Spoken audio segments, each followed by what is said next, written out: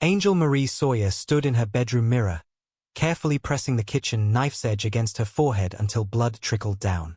The wound had to look real. Everything had to look real. As crimson stained her blonde hair, she thought about the man she was about to have killed, Milton, who had given her his name, his home, his trust. "I'm sorry," she whispered to her reflection. But she wasn't apologizing to her husband. She was rehearsing what she'd tell the police. Blood trickled down Angel Sawyer's face as she pounded frantically on her neighbor's door, her hands still bearing the sticky residue of electrical tape. The humid August night pressed around her like a shroud as she screamed words that would shatter the peace of Sterling Park forever. "He's dead. Oh God, Milton's dead." Her legs gave way just as the door swung open. The neighbor, still in his pajamas, caught her before she hit the ground. Through her hysteria, Angel's words spilled out in terrified gasps. "A man, dressed in black. He had a gun. He made us." She retched, her whole body shaking. "Milton, bathroom, please." Lights began flickering on in nearby homes, curious faces appearing in windows. Sterling Park hadn't seen violence like this in decades. This was a place where people still brought casseroles to new neighbors, where kids played street hockey until dusk, where the biggest crime was usually a stolen bicycle. Not murder. Never murder. The neighbor's wife was already on the phone with 911, her voice trembling as she watched Angel rock back and forth on their porch. "There's so much blood," she whispered into the receiver. "Please hurry." Sirens wailed in the distance, growing closer. Angel's eyes darted wildly around the street, as if expecting the masked intruder to materialize from the shadows. "He knew about the store," she choked out. "Said he knew we dealt in gold. Made us go upstairs." Her voice broke. "Milton tried to protect me." Red and blue lights painted the neat suburban homes in alternating sweeps of color. The first officers on scene found Angel clutching her neighbor's hand, her blonde hair matted with blood on one side. But it was what they found inside the Sawyer home that would haunt them for years to come. The house itself seemed to hold its breath. Family photos lined the walls, smiling faces of a blended family. 8 children gathered around Milton and Angel at their wedding 6 years ago. Everything in the living room sat perfectly in place, almost too perfectly. But upstairs told a different story. The master bedroom looked like a war zone. Dresser drawers hung open, their contents strewn across the floor. Jewelry boxes lay empty, their treasures gone. The bed sheets were twisted, as if someone had struggled there. And then there was the bathroom. Milton Henry Sawyer Jr., respected businessman and beloved father, lay face down on the cold tile floor. Black electrical tape bound his hands behind his back. No blood. No gunshot wounds. Just the haunting stillness of a man who would never rise again. "He made us kneel," Angel told the detectives later at the hospital, her voice hollow as nurses cleaned the gash on her forehead. "Milton kept telling him to take whatever he wanted. Just don't hurt me. Then She pressed her hands to her mouth, shoulders heaving. "He took Milton into the bathroom. I heard sounds, struggling. Then everything went quiet. But something wasn't adding up." Detective Sarah Martinez had worked hundreds of robbery homicides in her 15 years on the force. This one felt wrong from the start. The house key left conspicuously on the back patio table. The selective ransacking that somehow missed valuable electronics. The way Milton's hands were bound, not the hasty work of a panicked robber, but careful, methodical. And then there was Angel herself. Even in shock, even through her tears, something about her performance felt rehearsed. Like an actress who'd practiced her lines too many times. "Mrs. Sawyer," Martinez asked gently, studying Angel's face. "Did you notice anything unusual today? Any cars driving by repeatedly? Anyone watching the house?" Angel shook her head, dabbing at her eyes. "No, nothing. We were just watching TV.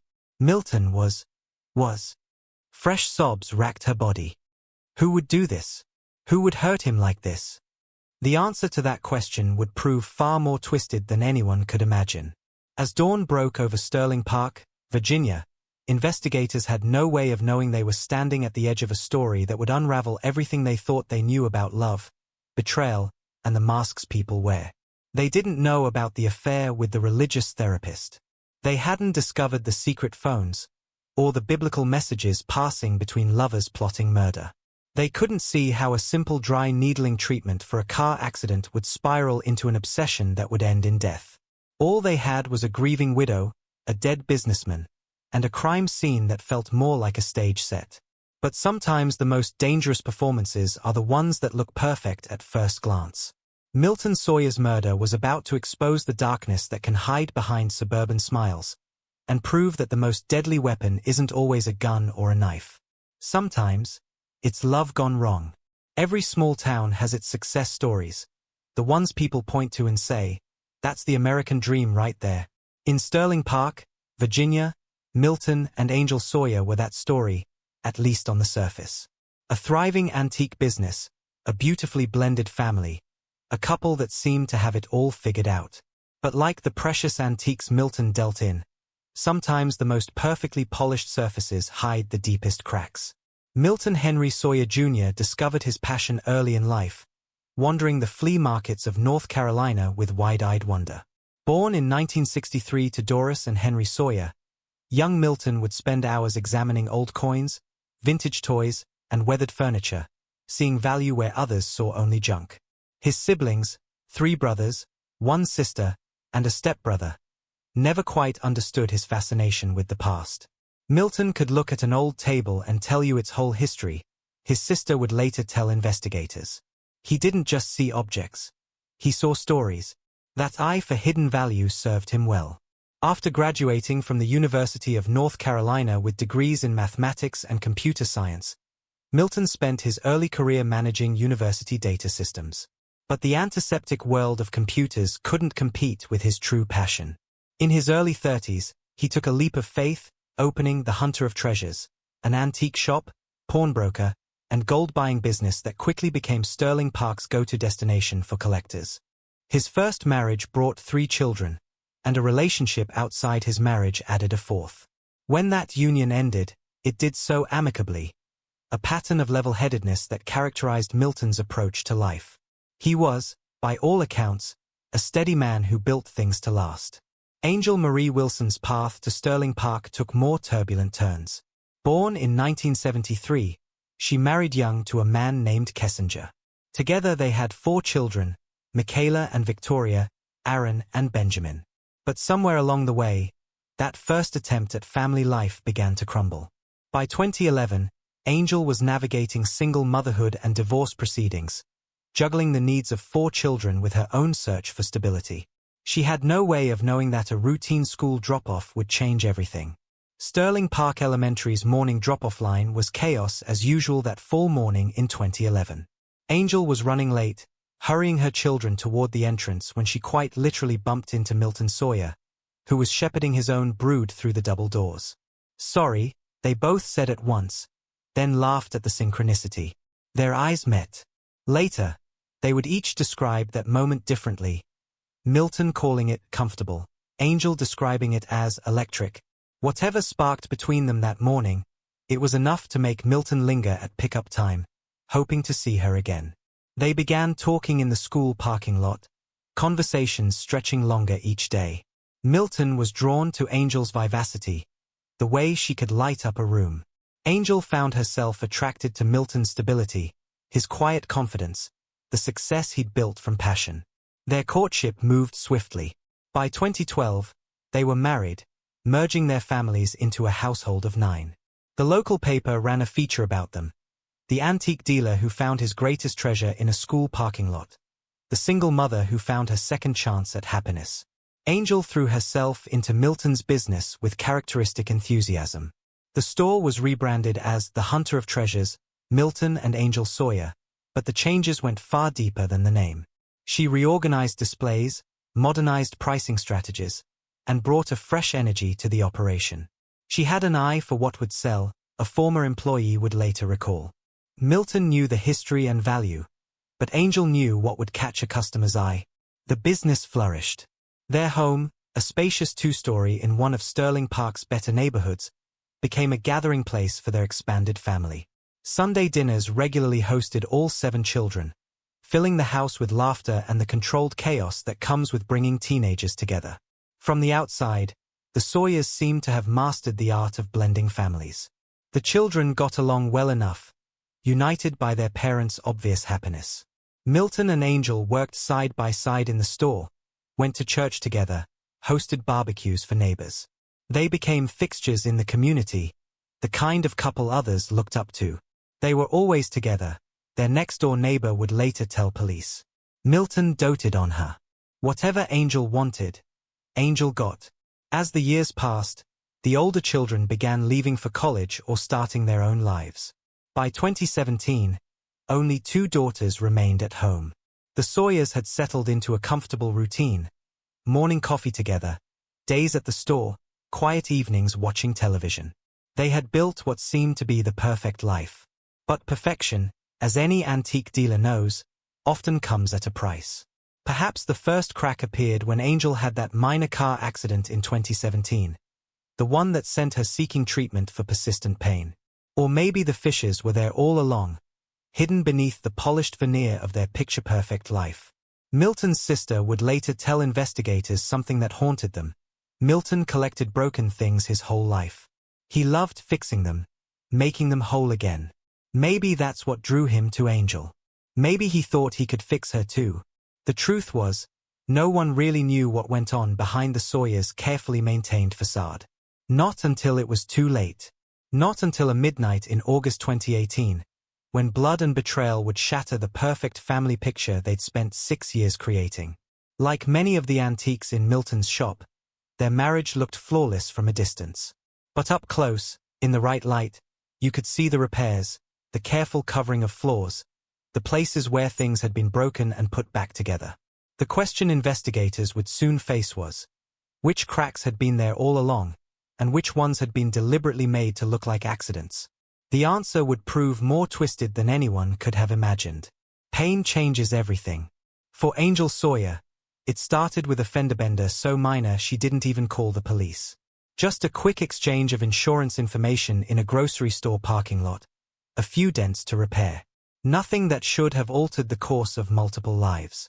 But the pain lingered. What began as a dull ache in her shoulder grew into a persistent throb that radiated down her arm and into her hip. She visited doctors, tried physical therapy, swallowed prescriptions that left her foggy but did little to ease the discomfort. Each specialist seemed to shrug, suggesting another referral, another treatment, another dead end. Until someone mentioned Isaac Dustin Melcher. He practiced something called dry needling at the Centara Medical Center, similar to acupuncture but targeting muscle tissue rather than energy meridians. It wasn't Angel's first choice. But after months of failed treatments, she was willing to try anything.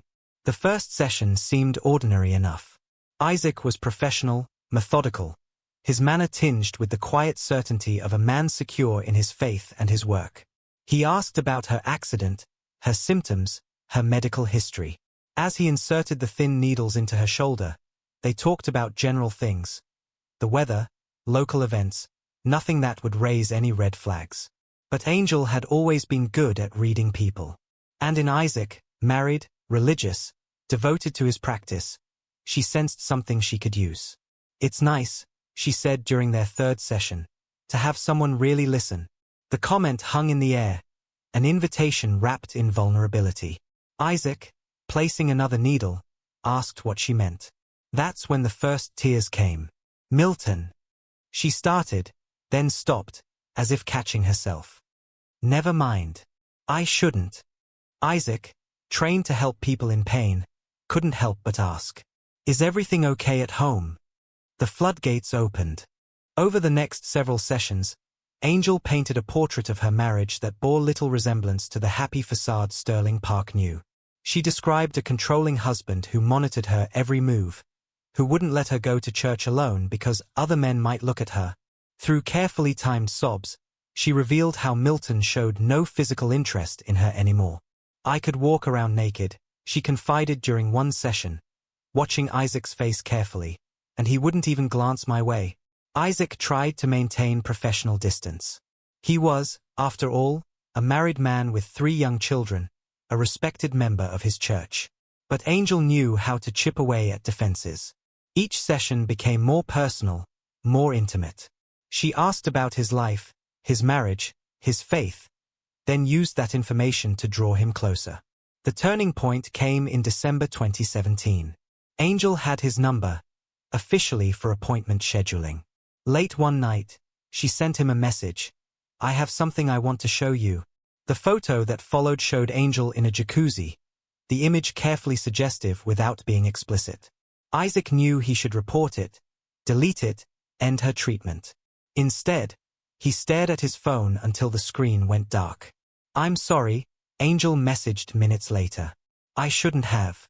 I just feel safe with you." Their next session crackled with unspoken tension. Isaac tried to maintain boundaries, speaking about his concerns over losing his job, his marriage. Angel seemed to understand, even agree. But when she suddenly stood naked before him in the treatment room, the last walls of his professional ethics crumbled. The affair blazed hot and fast. They met 3 to 5 times weekly, using his office during supposed therapy sessions. Every touch, every kiss was tinged with danger, the risk of discovery adding fuel to their forbidden passion. They communicated through secret conversations on social media, Angel teaching Isaac how to use the platform's hidden chat features. Their messages grew increasingly intimate and desperate. "I can't stop thinking about you," Isaac would write. "He's hurting me," Angel would respond. "I don't know how much more I can take." She fed his savior complex carefully, describing episodes of Milton's alleged abuse in vivid detail. She claimed his angry outbursts left her vomiting from anxiety, that she lived in constant fear. Isaac, already compromised by guilt and desire, became consumed with protecting her. Their physical encounters grew more frequent, more reckless. They barely bothered to maintain the pretense of therapy.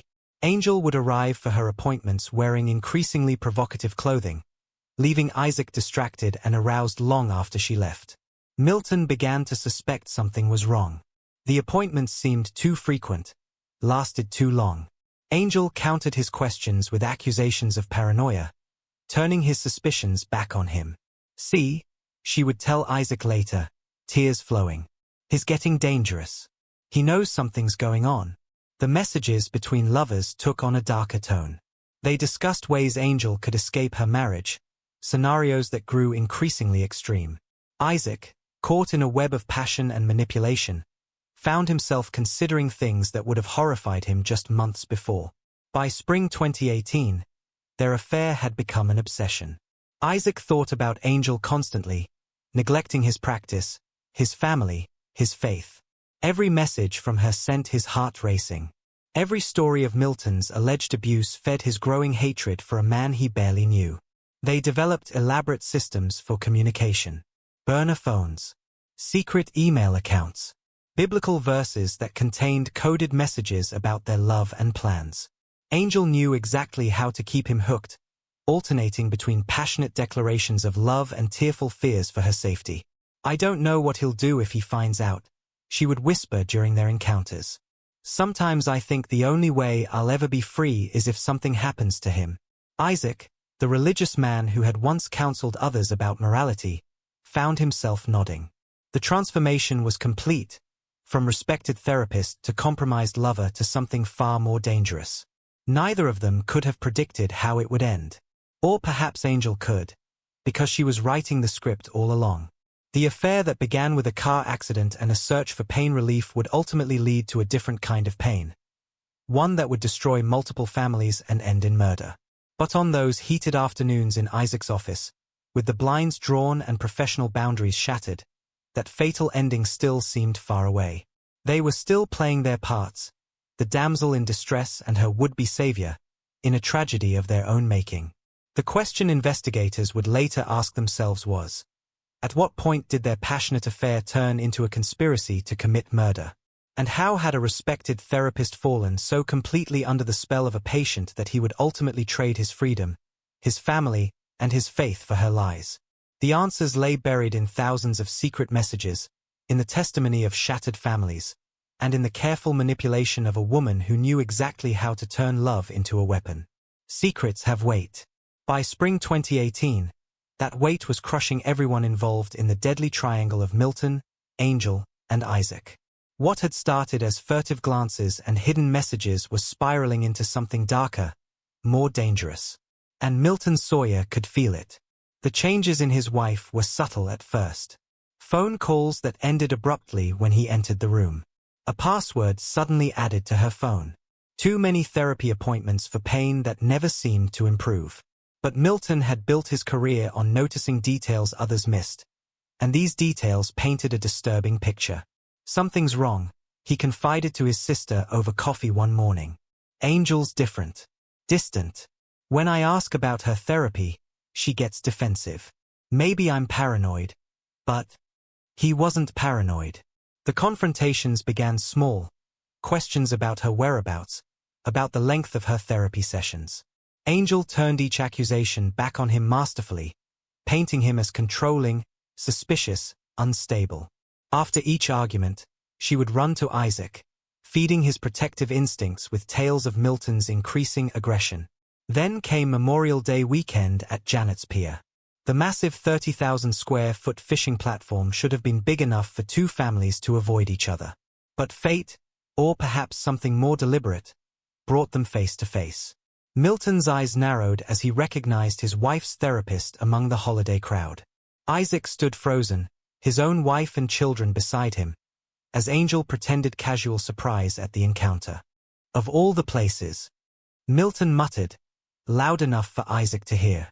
The tension was palpable, crackling like the air before a storm. That night, Milton's suspicions erupted. Why was he there? He demanded.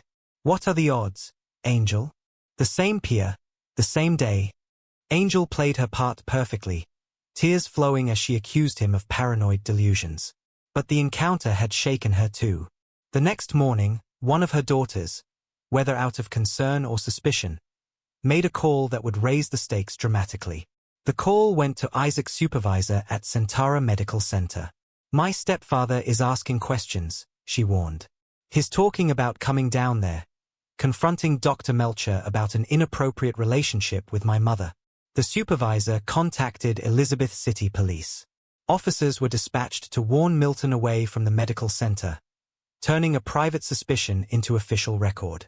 But the intervention only fed Milton's certainty that something was terribly wrong. For Isaac, the police involvement triggered panic. Late that night, he messaged Angel. We need to talk about what happens if he finds out everything. Their secret conversations took a darker turn.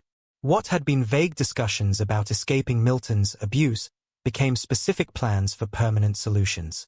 Angel suggested that Milton's heart medication could be useful, if the dosage was right. He trusts me, she wrote. He never checks what I give him. The first attempt came in June. Angel mixed 2 of Milton's prescription pills into his evening beer. He slept deeply until the following afternoon, but nothing more. When he woke, groggy and suspicious, Angel abandoned that plan. It has to look like something else, she told Isaac during one of their increasingly frantic meetings. Something no one would question. Their messages became more desperate, more explicit. They discussed various scenarios. A car accident, a robbery gone wrong, a home invasion. Angel insisted the last option was best. She knew the house, the routines, where Milton kept his valuables. Isaac, consumed by what he believed was righteous love, began preparing. He purchased burner phones, leaving one hidden under cushions on Angel's back patio. They used these for their most sensitive communications, planning every detail. The key will be on the back table, Angel messaged. Wait until the girls are out. I'll let you know when. Their passion had morphed into something toxic, obsessive. Isaac neglected his practice, his family, his faith. Everything focused on Angel and their plans. He convinced himself he was saving her, protecting her from an abusive monster. The reality that he was being manipulated never penetrated his infatuated mind. July brought new complications. Milton began monitoring Angel's phone activity more closely. Their secret social media conversations became risky. Angel claimed Milton had hacked her accounts, was reading their messages. Whether true or orchestrated, her panic infected Isaac. I can't lose you, he wrote. I won't let him hurt you anymore. Angel fed his obsession carefully, sending him items saturated with her scent, a blanket, bottles of her lotion and perfume. Each gift deepened his fixation, making him more pliable to her suggestions. The final weeks of July 2018 were a blur of secret meetings and desperate plans. Isaac assembled what they would need: black clothes, a mask, electrical tape, his .45 caliber handgun with the bullets removed, meant to frighten, not kill, he told himself. Angel's messages became increasingly urgent. He suspects, she would write. He's going to find everything. I'm scared, Isaac. Really scared. Whether Milton had actually discovered their affair remains unclear. But Angel's insistence that he had pushed Isaac toward their final, fatal plan. The robbery scenario was rehearsed, refined. Angel described the layout of the house, the best entry points, where Milton was likely to be. The girls will be out Thursday night, came her last message. It has to be then. The pieces were in place. Isaac had his dark clothes ready, his unloaded gun, his mask. Angel knew her role, how to act, what to say, how to make it look real. They had planned everything. Everything except the weight of reality. Everything except the actual feeling of taking a human life. Everything except the consequences that would shatter multiple families and send ripples through their community for years to come. As July gave way to August, Isaac waited for Angel's signal, telling himself this was love, this was protection, this was necessary. He didn't realize he was just another pawn in Angel's elaborate game.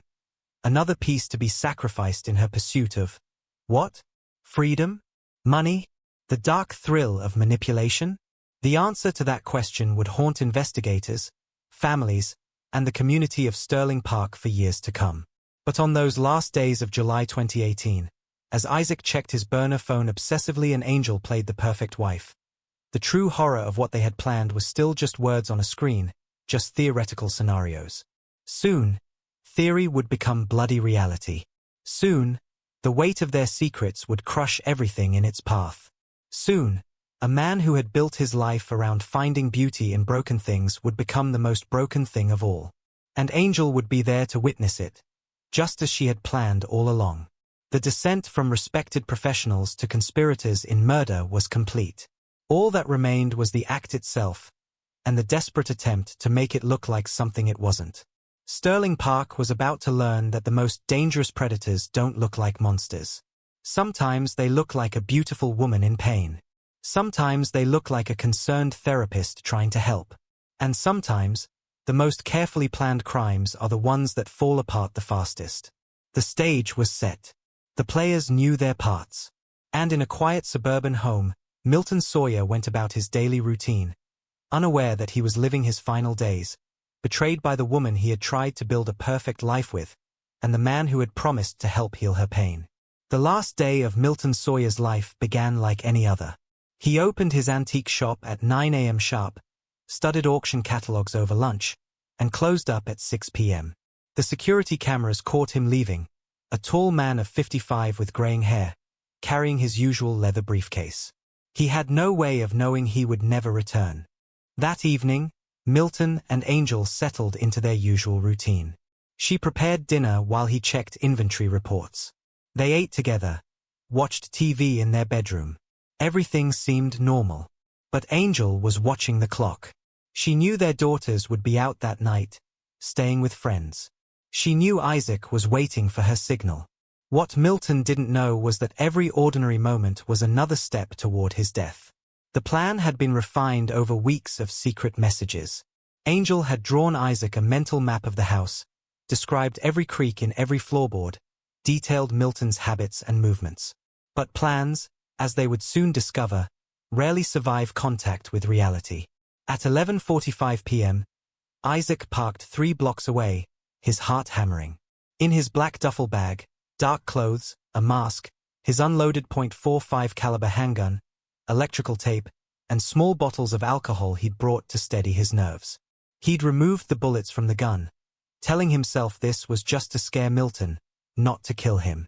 Another lie in a night full of them. The house key waited on the back patio table, exactly where Angel said it would be. Next to it sat a half-empty glass of iced tea, Angel's signal that everything was set. Isaac's hands trembled as he picked up the key. Inside, the house was quiet except for the murmur of television from upstairs. Isaac moved like a shadow, remembering Angel's instructions. Third step creaks. Avoid the loose floorboard by the kitchen. Follow the sound of voices. He reached the master bedroom door just as Angel opened it, supposedly to get snacks from the kitchen. Their eyes met in the darkness. No words were exchanged. None were needed. They had rehearsed this moment in messages and whispered conversations for weeks. What happened next would be recounted differently by both participants. Angel would tell police that a masked intruder forced them into the bathroom at gunpoint, demanding gold and valuables. Isaac would later confess a different version. The truth, pieced together from evidence and subsequent confessions, was this. Isaac burst into the bedroom, brandishing his unloaded gun. Milton, taken completely by surprise, tried to rise from the bed. Angel played her part perfectly, screaming in apparent terror. Isaac ordered Milton into the bathroom, making him lie face down on the cold tile floor. With practiced movements, Isaac bound Milton's hands behind his back with electrical tape. Then came the moment that crossed the line from theatrical performance to murder. Isaac wrapped his arm around Milton's neck from behind, applying pressure to the carotid arteries. Milton struggled. He was a big man, over 6 feet tall and close to 220 pounds. But Isaac held on, driven by months of Angel's stories about abuse, by his obsessive love, by the point of no return they'd already crossed. Angel stood in the doorway, watching. When Milton's struggles weakened, she checked his pulse. Matter-of-factly, like checking the time. Together, they staged the scene. Isaac helped Angel secure a loose bind of electrical tape around her wrists, loose enough that she could eventually work one hand free. She directed him to overturn drawers, scatter clothes, empty jewelry boxes. A robbery gone wrong, just as they'd planned. The final touch was Angel's idea. She told Isaac to hit her, to make it look real. When he couldn't bring himself to hit hard enough, she slammed her own forehead against the edge of a table, drawing blood. At 12:17 a.m., exactly as planned, Angel began pounding on her neighbor's door, her performance now in full swing. Blood streaked her face, terror filled her voice, her hands still bore traces of the electrical tape that had so recently bound her husband's wrists. The neighbors called 911. Squad cars arrived with flashing lights. EMTs cleaned Angel's head wound while she sobbed out her story of a masked intruder who knew about their gold business, who had appeared out of nowhere and destroyed their perfect life. But even in those first chaotic hours, things didn't quite add up. Detective Sarah Chen, first on scene, noted odd details. The house key conveniently left outside. The selective ransacking that missed valuable electronics. The way Angel's story seemed to change slightly with each telling. In the master bathroom, Milton's body told its own story. The medical examiner noted the precision of the bindings, not the hasty work of a panicked robber, but careful, methodical knots. The bruising pattern on his neck spoke of someone who knew exactly how to cut off blood flow to the brain. Evidence technicians photographed everything. The staged disorder of the bedroom, Angel's bloody forehead, the electrical tape residue, the untouched front door lock. They bagged the tape from Milton's wrists, carefully preserving any traces of DNA or fingerprints it might hold. Outside, neighbors gathered in small groups, watching the crime scene unfold. They spoke in whispers about the Sawyers, the perfect couple, the successful business, the blended family that seemed to work so well.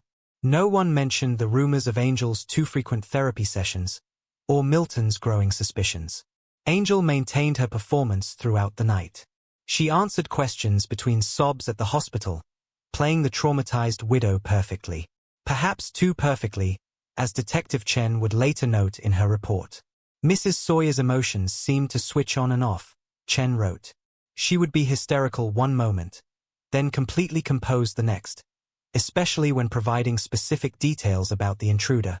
Those details themselves raised red flags. Angel described the masked man's height and build with unusual precision. She recalled exact phrases he'd used, specific movements he'd made. Her story had the kind of detail that comes from rehearsal rather than trauma. By dawn, as crime scene technicians finished processing the house, the first cracks in the perfect robbery narrative began to show. Why would a robber targeting a gold dealer focus on the master bathroom? How did he know exactly when the daughters would be away? Why take jewelry but leave valuable electronics untouched? Milton's body was removed at sunrise, just as Angel was being released from the hospital. She stood in her driveway, watched by concerned neighbors, as the coroner's van pulled away.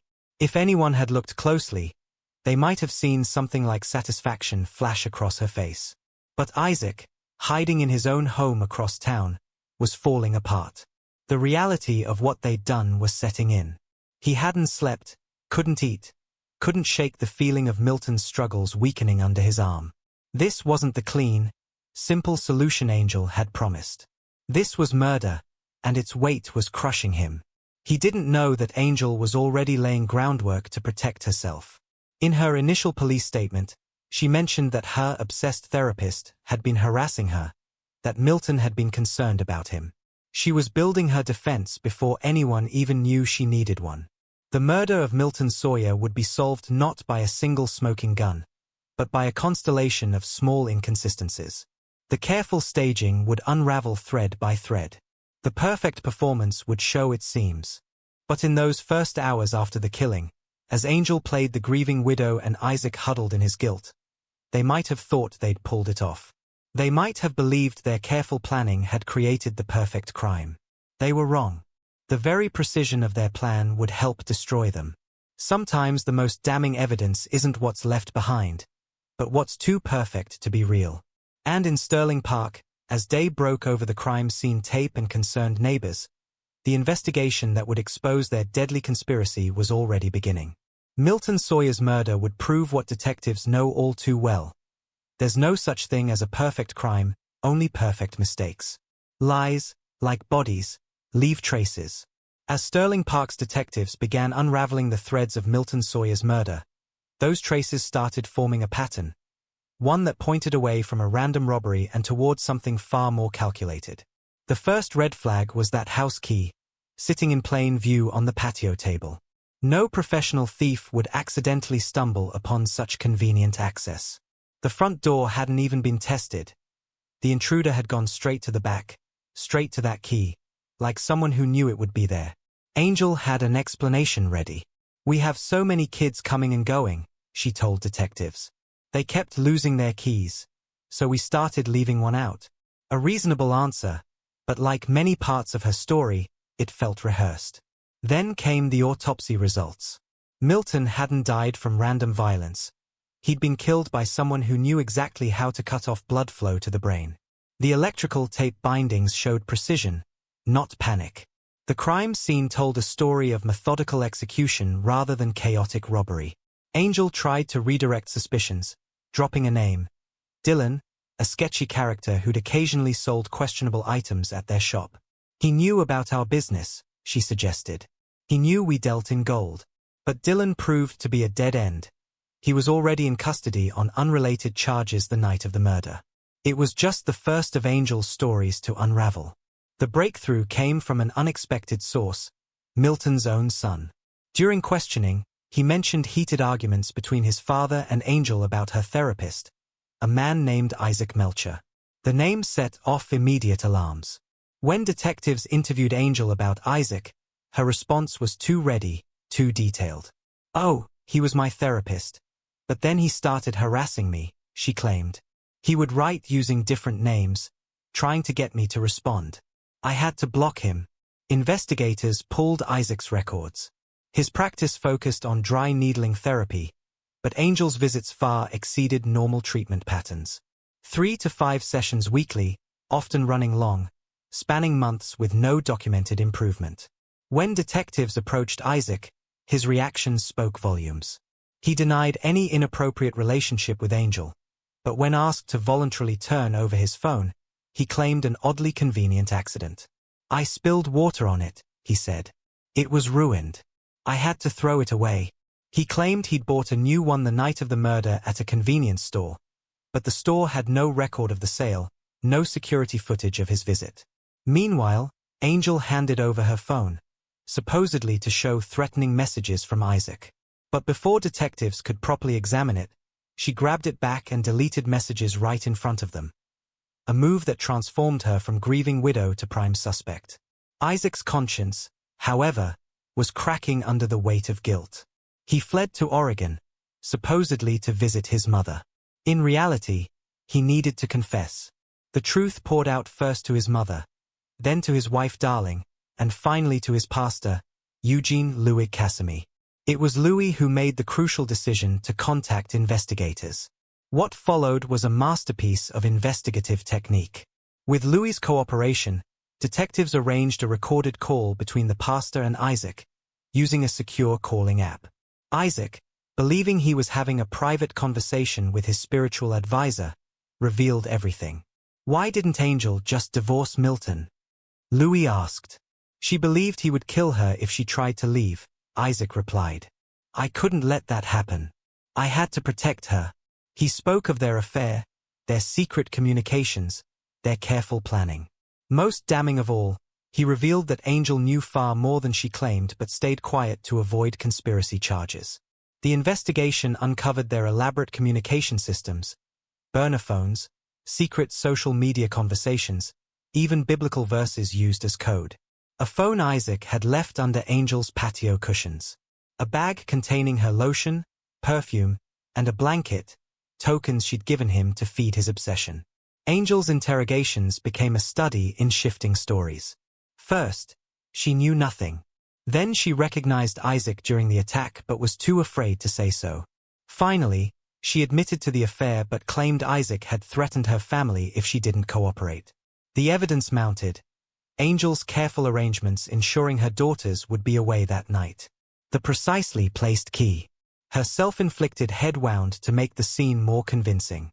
The way she had manipulated Isaac with stories of abuse, pushing him toward murder as the only solution.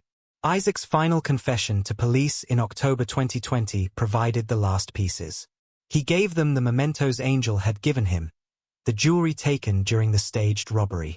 He described how they had first considered poisoning Milton, how Angel had actually tested the idea by mixing pills into her husband's beer, watching him fall into a deep sleep. But most revealing were the thousands of messages between the lovers, each one another nail in their coffin. They had documented their own conspiracy, leaving a digital trail of premeditation. "I feel so stupid," Isaac told investigators. "She manipulated me completely. I gave up everything, my family, my practice, my faith, for her lies." The biblical messages they had exchanged even after their arrests showed their continued connection, their inability to let go of the fatal attraction that had driven them to murder. They wrote to each other in scripture verses about love and devotion, even as they faced the consequences of their actions. Angel maintained her performance until the end. In her final interrogation, she tried to paint herself as a victim caught between an abusive husband and an obsessed therapist. But the evidence told a different story, one of a calculating woman who had orchestrated a murder through careful manipulation of a man whose weakness she had recognized and exploited. The investigation revealed not just how Milton Sawyer died, but how a seemingly perfect family had been destroyed by lies, lust, and lethal calculation. It showed how a respected therapist had been transformed into a killer through careful grooming and manipulation. And it proved that in the age of digital communication, no conspiracy stays hidden forever. As one detective noted in the final report, this wasn't a crime of passion or opportunity. This was a performance, rehearsed and refined over months. But like all performances, it couldn't stand up to close scrutiny. The truth had emerged, text message by text message, confession by confession, lie by crumbling lie. What remained was justice, and the knowledge that Sterling Park would never look at perfect families quite the same way again. The Sterling Park County Courthouse had never seen a case quite like this one. By September 2021, 3 years after Milton Sawyer's murder, the community packed the courtroom daily, watching the final act of a tragedy that had shattered their illusions about knowing one's neighbors. Angel Sawyer arrived each morning immaculately dressed, her blonde hair perfectly styled, playing her last and most important role, that of wronged woman, manipulated by an obsessed therapist. But the performance that had fooled so many was about to face its toughest audience. Her defense team moved aggressively to dismiss the charges, citing lack of evidence. The motion felt desperate, a last attempt to avoid the mountain of proof the prosecution had assembled. When the judge denied it, the real battle began. Isaac Melcher's testimony would prove decisive. Gone was the confident therapist who had once counseled others. In his place sat a broken man, his voice barely above a whisper as he detailed their descent into murder. "She told me Milton was abusive," he testified, unable to meet Angel's eyes across the courtroom. "Said he would kill her if she tried to leave. I thought I was protecting her. I thought it was love." The prosecution methodically laid out their evidence. Thousands of secret messages, the carefully staged crime scene, the poison attempt with Milton's beer. But it was the small details that seemed to affect the jury most. The house key left out as an invitation to murder, Angel checking Milton's pulse to ensure he was dead, the biblical verses they used to communicate even after arrest. Angel's defense tried to paint Isaac as an unreliable witness, a man trying to save himself by condemning her. His testifying for a reduced sentence, they argued. His words cannot be trusted. But the evidence spoke louder than any argument. The prosecution displayed the items Isaac had turned over: Angel's perfume, her lotion, the blanket she'd given him to feed his obsession. They showed surveillance footage of Angel buying the burner phones, text messages planning the staged robbery, her calculated deletion of evidence in front of investigators. Most damning was the recorded conversation with Pastor Louis. The jury listened intently as Isaac, believing he was speaking in confidence, revealed the full scope of their conspiracy. Angel's face remained impassive, but her hands gripped the defense table until her knuckles went white. The jury deliberated for less than 30 minutes. In the matter of the state versus Angel Marie Sawyer, on the count of first-degree murder, how do you find? Guilty. On the count of conspiracy to commit first-degree murder, guilty. The verdict hit the courtroom like a thunderclap. Milton's children, seated in the front row, held each other and wept. Angel showed no emotion, her mask finally perfect when it no longer mattered. The sentencing hearing a week later laid bare the devastation left in her wake. Milton's sister spoke of a family shattered, of children who had lost not only their father but their trust in love itself. "She didn't just kill Milton," she told the court. "She killed our faith in people." The judge's words were harsh as he handed down his sentence. Life imprisonment without possibility of parole for the murder, plus 157 to 201 months for conspiracy, to be served concurrently. "Mrs. Sawyer," he said, "you orchestrated the death of a man who gave you his name, his trust, and his love. You manipulated not only your lover but your own children, using them as alibis and witnesses in your scheme. This court can find no mitigating factors to justify mercy." Isaac received 20 years. His wife Darling, showing remarkable grace, stood by him despite his betrayal. She spoke of forgiveness, of compassion, of the power of manipulation to corrupt even good people. The judge acknowledged Isaac's cooperation and genuine remorse in setting the lighter sentence. But the courtroom drama was only part of the story. Outside those walls, Sterling Park struggled to recover from the revelation that evil could wear such a normal face. The Hunter of Treasures store stood empty, its windows covered in paper. The community had left flowers and cards there for weeks after Milton's death, but now it was just another vacant storefront, a reminder of trust betrayed. Milton's children faced practical as well as emotional challenges. The family's assets were frozen during the investigation, forcing them to crowdfund their father's funeral expenses. The community responded generously, but the necessity was another wound in their grieving hearts. Angel filed an appeal in early 2023, claiming ineffective counsel and challenging the admission of certain evidence. It was denied.